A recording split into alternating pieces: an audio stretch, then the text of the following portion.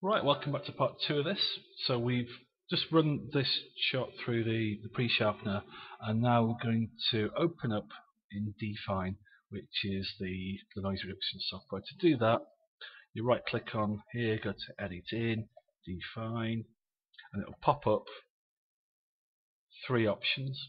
So you can either edit the one you've just been working on, which is what I'm going to do.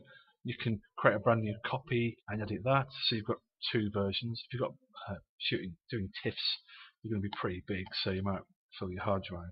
And if you've done any tweaks or anything in Lightroom since you've sharpened, you can also get it to create a copy and apply those Lightroom settings. Now, I've already done this, and here is Define. Right, so same sort of idea again, except this time this side has no noise reduction on it, and this side has noise reduction on it. So if we zoom back out, what you'll find is you get these little boxes. I don't know if you can see them, and they're sample points. So it scanned the picture and it's looked for areas where it thinks there might be some noise, and it's typically in skies, places where there's no edges. So if you've got a black car, it'll sample the black car, paintwork, that kind of thing. So let's have a little zoom in, and so have a look, see what it's doing to this stream and rock. So it's quite an intensive plugin, this one, so you can see it's rendering quite slowly on this computer,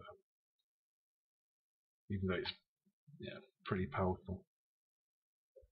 Okay, so you can see there's actually not a lot of noise going on down here. There's a little selection box down here, and if you look over this side and the other side of the water, it's not actually doing a great deal, which is good, because if it doesn't need noise reduction, it's not doing it.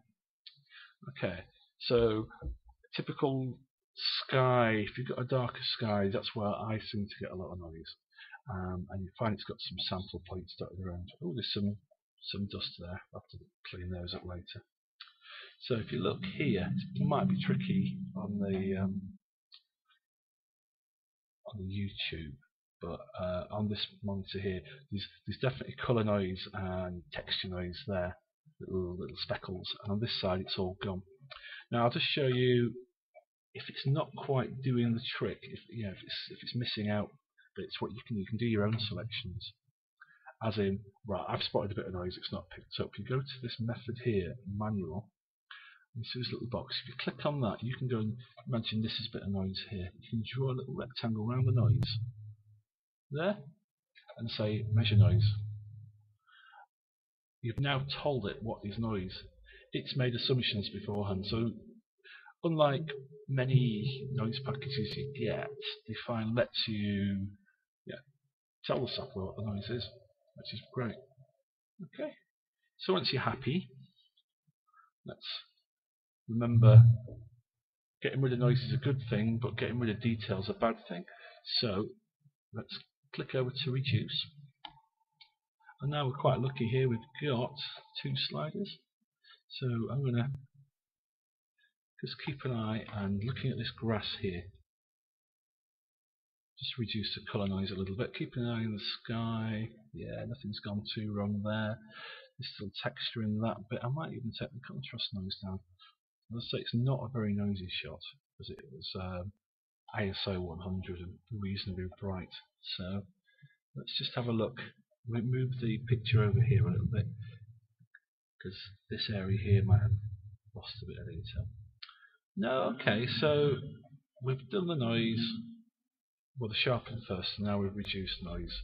So very quick 2 steps. Once you get used to using this, it is quite fast. So again, click save, it reverts it back into Lightroom, and then we're ready for the next step, which is with Vaser, which we'll show you in the next video.